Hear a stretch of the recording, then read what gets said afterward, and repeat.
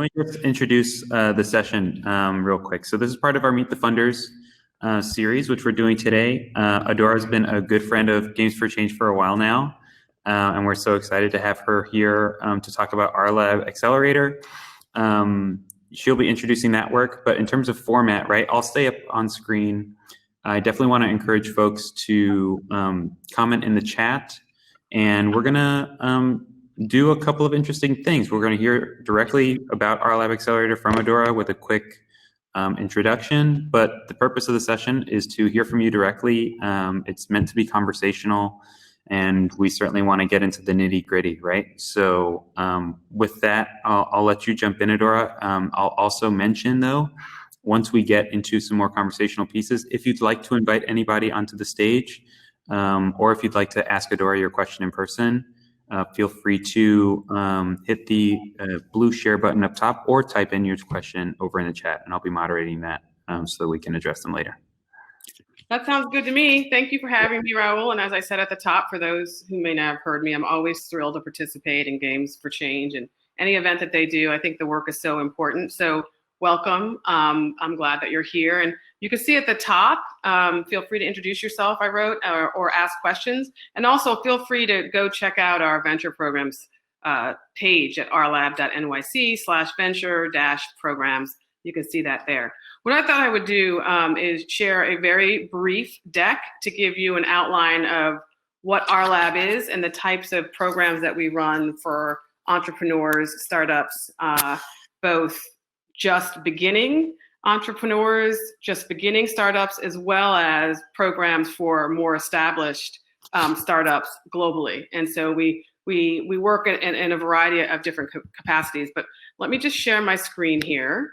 And this is going to work because I said so. And here we go. It's like magic. So this is our lab. It's building 22 in the Brooklyn Navy Yard, which is essentially almost under the Brooklyn Bridge. We like to think of ourselves as the home, New York City's home of spatial computing, user interfaces, and 3D technology. What does our lab represent? We believe it represents opportunity for spatial, those working in spatial computing, future interfaces, and 3D. And we believe our job is to inspire people, to help them learn about these technologies, and to help them build applications and businesses around these emerging technologies. I mean, we all know the numbers, they're really huge. 2020 AR, VR, the market globally said to be about $18 billion. So that's this year. This is not projected in some future in 5, 10, or 15 years from now. This is right now. And it's projected to be a 78% increase over the $10 billion forecast for 2019.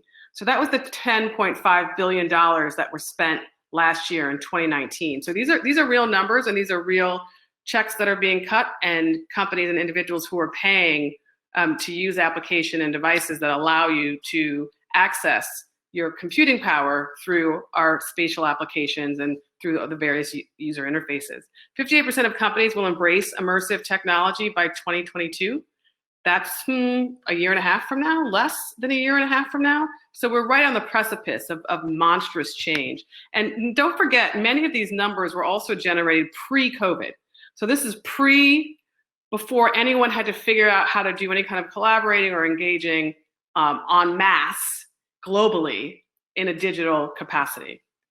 2020 to 2023, a breakthrough year, as many analysts have been saying for a number of years, and they could not have been more correct, I think, particularly given the conditions that we find ourselves in globally right now.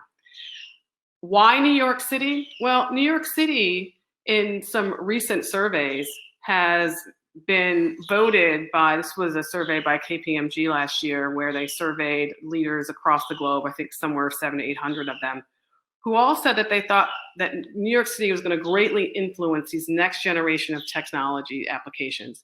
Why? Because New York City is essentially a micro macro economy, right? There's just New York City in itself, and the metro area is essentially like a country onto its own. We represent all sorts of industry across the board, whether you're talking about healthcare, industrial manufacturing, media and entertainment, publishing, education, and architecture, engineering, et cetera, Wall Street.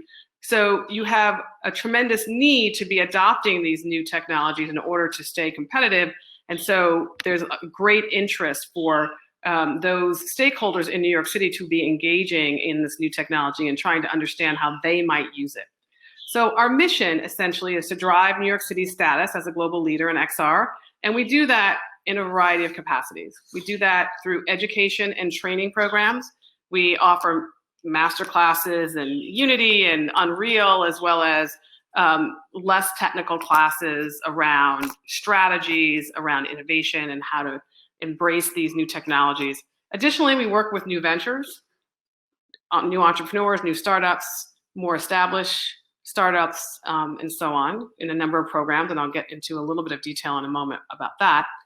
Thirdly, we work with corporates. So we do a lot of exposing corporations, talking to them about talent that they may need as they build out their teams of people who are working on these new applications, rapid prototyping challenges, jams, convenings, thought leadership, all sorts of, there's so many notes being swapped across all of these variety of players at the table, whether they're academic, researchers, professors, you have consultants, you have industry subject matter experts. I mean, it's investors. It's such a broad group of people who are looking at these technologies and trying to understand how to apply them.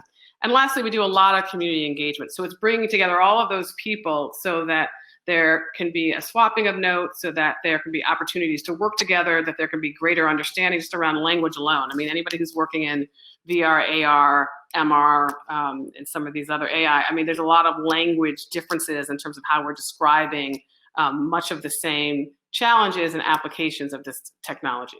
So that's what our mission is. And we were founded by the New York City Economic Development Corporation and the City of New York's Mayor's Office of Media and Entertainment.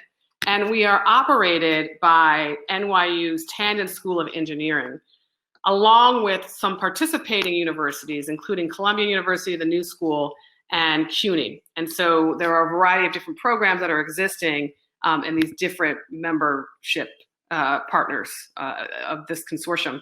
So this is the Brooklyn Navy Yard. You can see that there's Manhattan to the north part of the screen. And if you go a little bit south, you'll see the Brooklyn Navy Yard there, and that's our building. And that's where one day we hope to get back to, because we are in the midst of a monstrous renovation that's going to allow for us to house some of the most cutting edge technology, from motion capture units to volumetric and all sorts of other digital streaming and all kinds of, potentially LED screens, and just what you would expect in a laboratory where people are working on these new technologies, the ability to have space. We have a monstrous black box theater where we could literally fly probably dozens of drones.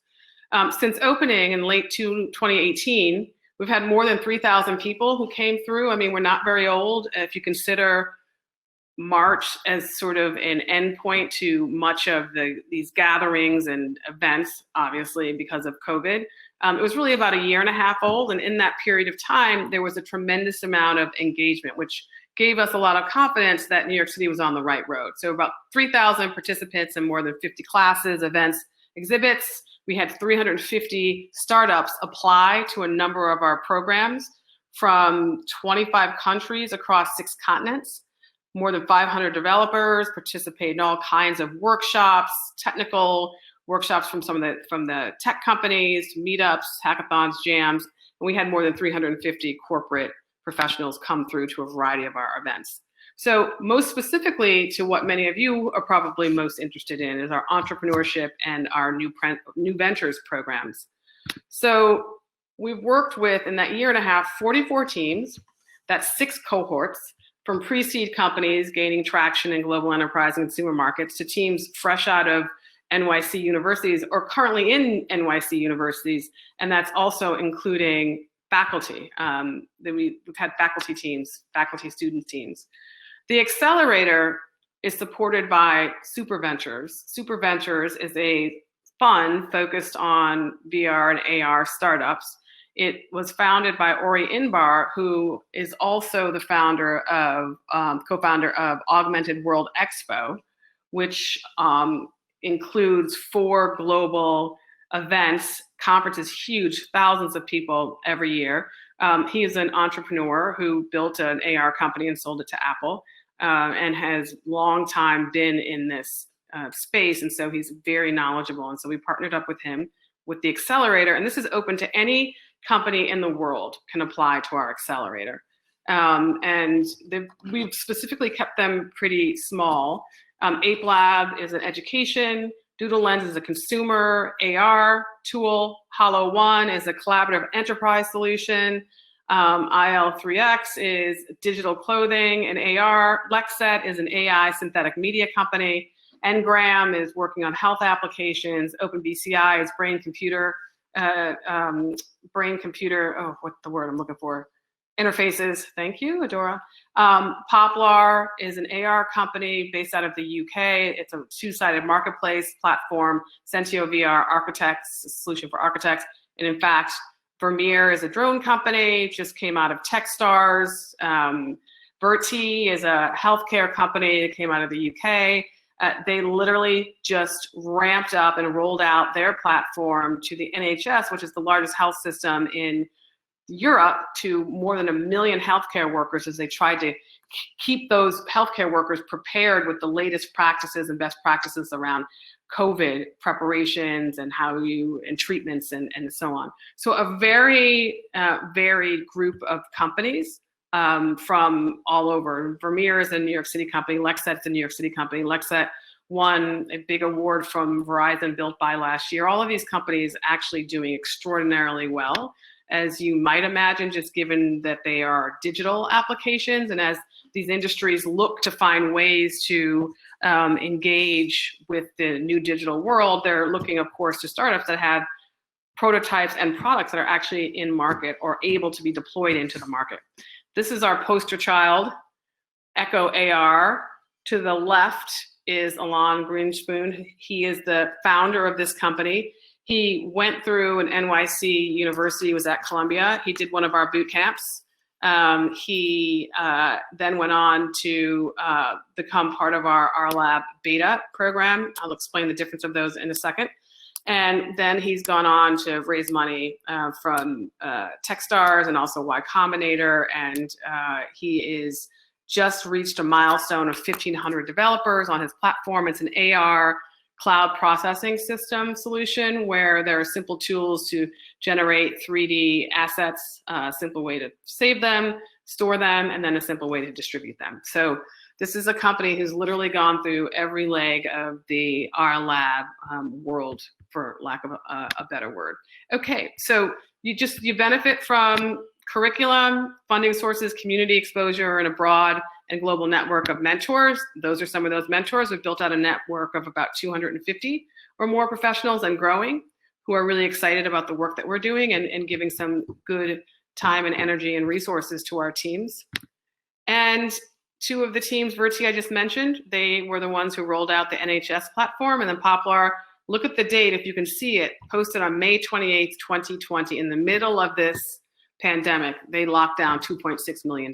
So there's clearly interest and there's clearly support for pushing and helping these applications mature. Finland, Zoan, extraordinary company, Z-O-A-N. We worked with them.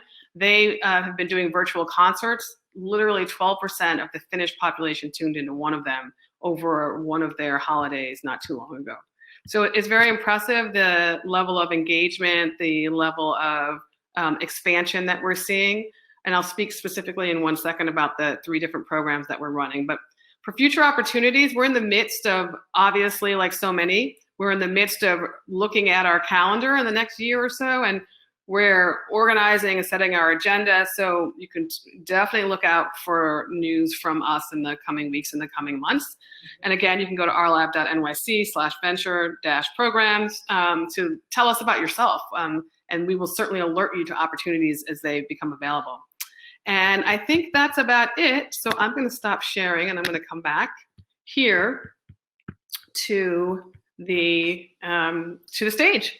And so we have 3 programs. One is RLab Beta, which is teams that are working in New York City. We're going to invite them to come in to work in our physical space. It's a 17,000 square foot space that's just been completely fitted out. And so we will be inviting teams that are working in New York on a variety of applications and startups to come and work in the space with us, to co-work for free for some period of time, probably a year. We did that last year before we started construction, and we had 25 entrepreneurs representing 12 companies. And secondarily, so that's a physical program. So it's just to be in the midst and to serendipitously have the opportunity to meet with people coming in and out, investors, corporates, et cetera. The RLab Accelerator is the program that we run with Super Ventures, and that's open to anybody in the world can apply to that program. And we pick several, and they have the potential of being invested in by Ori, but they certainly get the programming from us. We're a nonprofit. RLab does not actually invest in the startups, but we definitely bring the investors together with the startups. We've got dozens and dozens of investors in our network. And the last program is called the RLab Bootcamp. And that is essentially a program for any team at any New York City college or university, faculty and students, to apply. They have an idea, or maybe they have a very rough prototype and they want to think about how they might commercialize that. And if it's just a question of cool tech, or is it they're actually potentially a business, a product market fit. And so we take them through a lean canvas program over 12 weeks, and that's just a couple of hours a week, whereas the RLab Accelerator is in residence. The spring one, obviously, we had to go digital like everyone else in the world, but we obviously are hoping in the future to move that back into our building. So I think I talked for a good 15 minutes. And yes, we love Emily Jolie from RLab. She is, don't miss that talk tomorrow. This woman is a force of nature. This company is a force of nature that built out these VR tools for teachers and kids. And the work is stupendous. And she's been at this, the team has been at this for a while. Anyway, she's Emily Jolie, RLab. She's on the main stage tomorrow. Don't miss her. She's just, extraordinary what she pulled off through our accelerator. It was just amazing. So, Yeah. Yeah. So again, y'all, we've got some comments in the chat. I'm sure that Adaora can address some of the direct questions as they come through. But if you're interested in asking your question in person, feel free to hit that blue button. You'll pop up in my moderation queue here, and we can have those conversations a bit more free form. But I'll kick it off. Adaora, thank you so much for that awesome overview. RLab is touching so many different parts of this community. And for New York City in particular, right, y'all have done a lot to kind of amplify the voices coming out of New York City. So I'm wondering for you, as you characterize not only the community, but really the work that's coming out of some of the Brooklyners and some of the New York City folks, in your opinion, does it distinguish itself in any traditional way from some of the other markets that are growing? Obviously, we've got lots of West Coast activity, other pockets in Austin, for instance, where we're seeing lots of XR communities develop. What really sets New York City apart outside of like the infrastructure? Oh, it's just the volume. I mean, you just can't beat the volume, the money. I mean, one of the things that was said about the New York City startup ecosystem for a long time is, well, there's no VC money, there's no angel money. You can't, and there's no ecosystem. That's just not true anymore. I've been in this space almost a decade now, and my God, has it changed from 10 years ago to today in terms of the number of people who are engaged in the business of fostering startups, who understand how startups work, who are in the business of learning to integrate a startup into like a corporate environment and what that means in terms of how committed corporates have become to innovation just as an ongoing state of being as opposed to a project, right? Like you're not just going to innovate once. I think in most companies are understanding that and they're building teams in that capacity. But, all of these places are important. I mean, at the end of the day, this is all blue ocean in many, many ways. And the thing that makes XR so interesting is that, I mean, we know that this is the result. What we're seeing today is the result of many, many decades of work by so many people, even just the ideation of it, right? Just this idea of virtual worlds, like in the 30s and the 40s, and then all of the scientists and the work that they did in the 50s, 60s, 70s, 80s, and 90s, right? So that work has been happening in pockets all over the world. It's not top down. It's not coming from just Silicon Valley. It's not coming from, just China. It isn't in one place. You have this level of expertise that is in a lot of places, but what you're seeing is this aggregation is starting to happen. And so in New York City, the opportunities are just enormous. I mean, you think about banking, for example, that it's not intuitive that they're going to be into XR, but they need data visualization. They have so much data. So they've hired all sorts of people. Healthcare.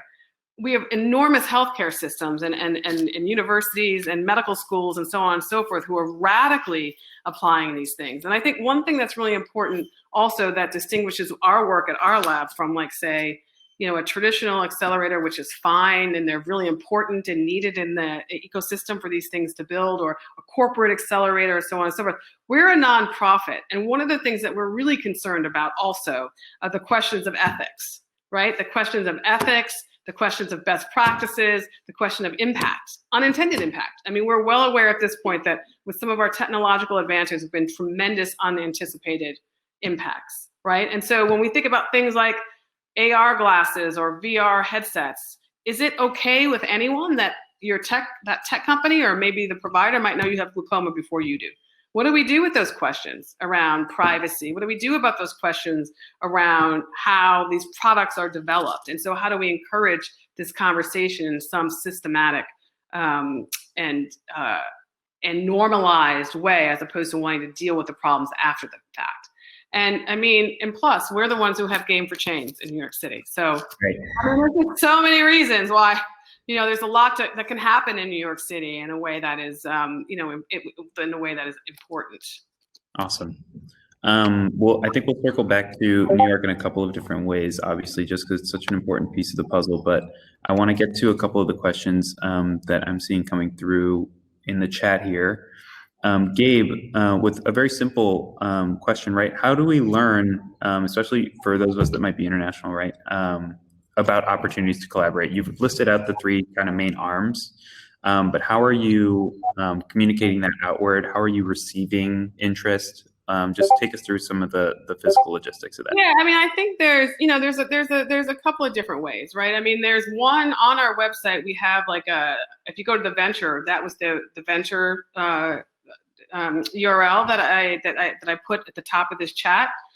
We'll say, tell us about yourself. So if you have, particular interests or you want to find out about things, you can tell us about yourself there. Number one.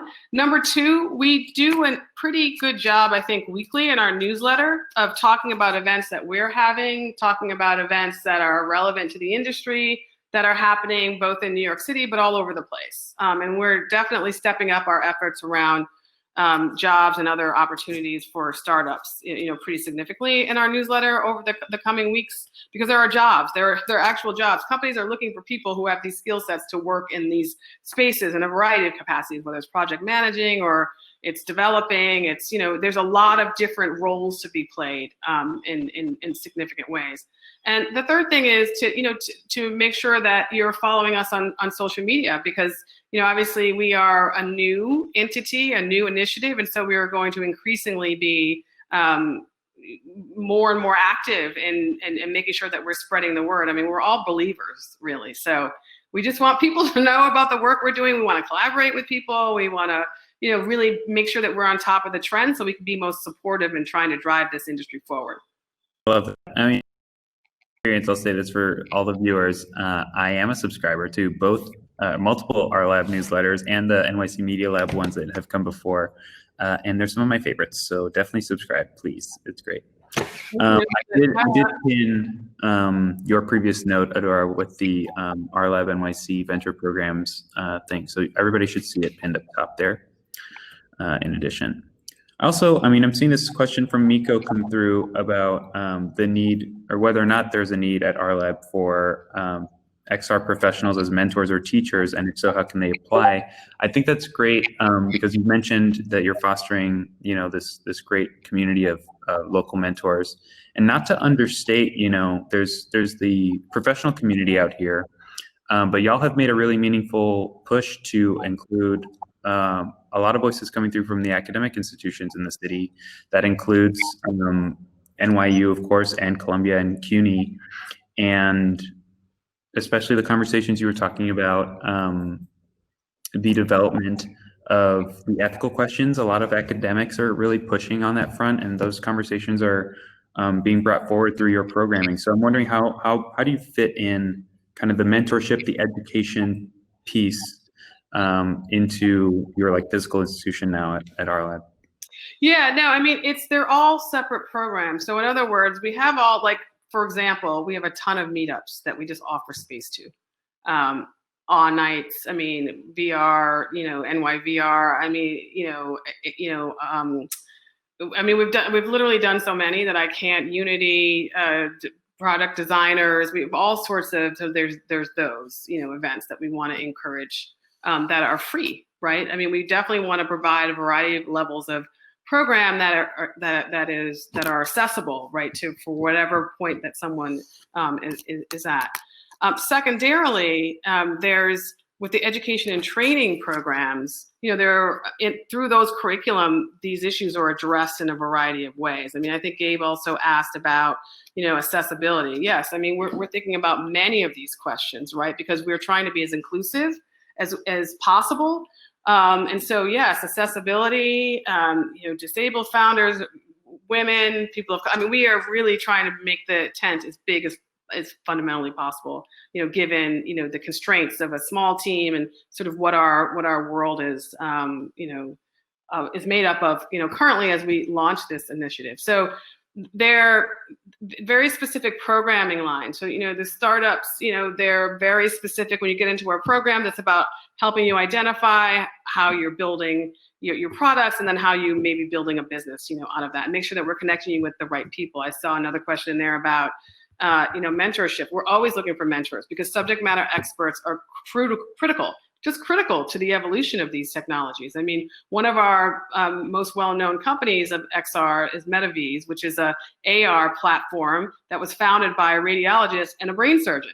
And they are one of the few companies that have gotten FDA approval for surgeons to use their tool in preparation for surgery.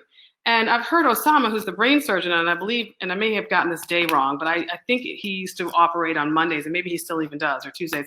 And he said, I've heard him say multiple times, I literally have 100% more information now with this tool that we've built than I did before.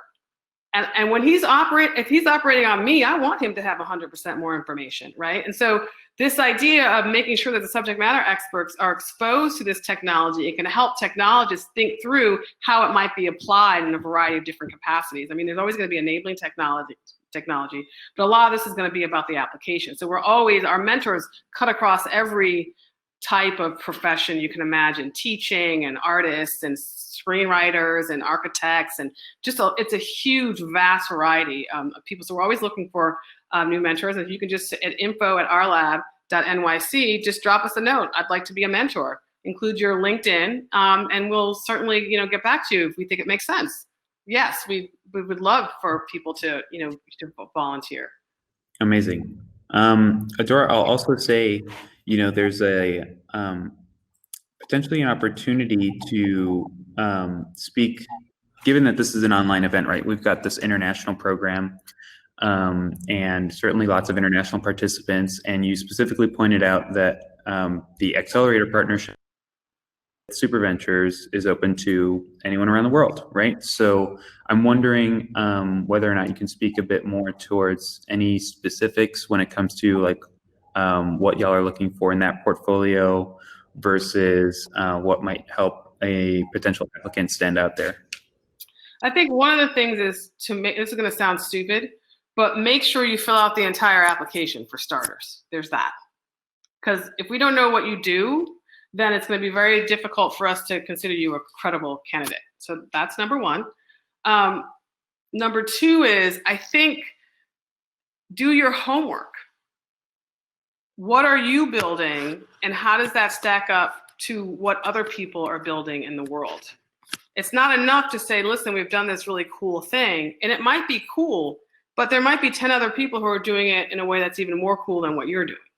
So I think filling out the application and doing your homework, which is hard because being an entrepreneur is brutal and relentless. And I think we understand that, but you have to be building something that is novel, right? And has some some clear purpose besides the exercise of just a basic use case.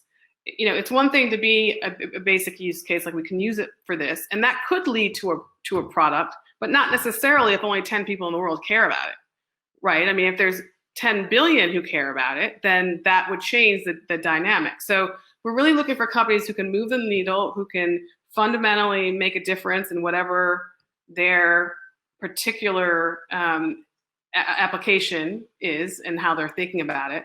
And we're also, we're looking for levels of expertise, right, on the team. I mean, you can't say we're going to build a cloud processing system and you have no one on your team who codes. Like, that's not a really good investment, right? Because if you don't have the coders leave you, then you don't really have much of a company, right? So, and that can be tricky, but you also need subject matter expertise. Like, it's really hard for you to come to us and say, well, we're going to solve cancer, the problem of, cancer, research when it comes to medical images. We're going to solve for that, right? But you don't have a doctor on the team. I mean, who would, or specifically like a radiologist, like someone who would actually know, or a cancer specialist, right? I mean, it's just hard to imagine that someone with zero exposure to medicine could solve a very complex challenge that practicing a certain type of medicine presents. So I think it's about the team, it's about the problem that you're solving, or the opportunity that you think that the technology can provide, and helping us look at the world in a different way, and hopefully you're thinking about it in a better way. Because we like tech for good is a good thing, as you guys know. So and we have a lot of challenges. Elena just sent out again the rlab.nyc/venture programs. So let us know about yourself there. If you want to be a mentor, info. If you're an investor, we're always happy to add you to our first looks, and connect you to any of the teams that are of interest to you. I mean, we do that all day long. And once a team goes through our RLab program, they're always an RLab team. So we do a lot of hustling for all of them all the time. And we've had some extraordinary people come through our programs. I mean, just above and beyond, and they're just really doing incredible work. Amazing. So thank you for staying over. I guess I'll leave it with one last question. And I'm just wondering, either RLab or otherwise, given that we've all been working remotely, right, and the space doesn't stop moving, the work doesn't stop, right? What's been the latest thing that is kind of exciting you in this space? What's come across your desk that you're interested in following? I mean, this is the thing.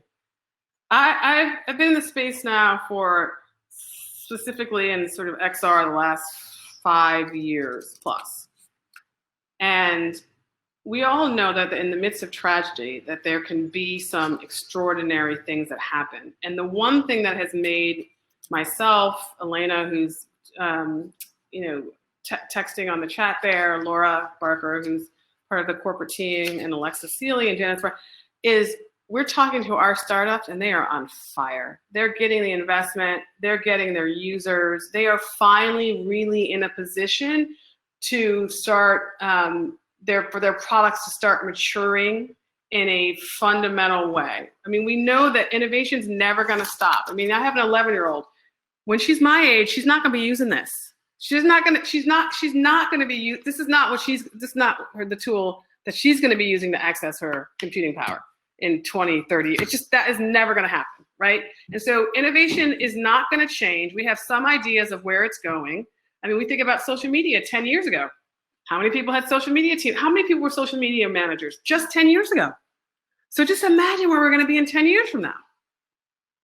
And so it's really exciting for me that all of these people who took these early bets, it's now starting to pay off. And that's going to pave the way for more people. So this is a really good time to be thinking about how you might use these technologies, to be thinking about a startup concept idea.